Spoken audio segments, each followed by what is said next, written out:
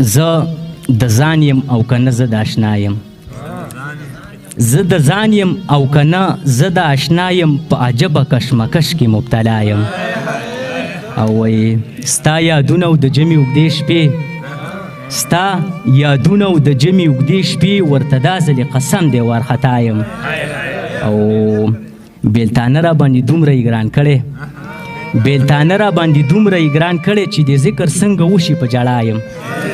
او وایي ستا د خپو خاورې به ښکل کړم خپله یاره، ستا د خپو خاورې به ښکل کړم خپله یاره، خو بس دومره راته ووایه چې ستا یم.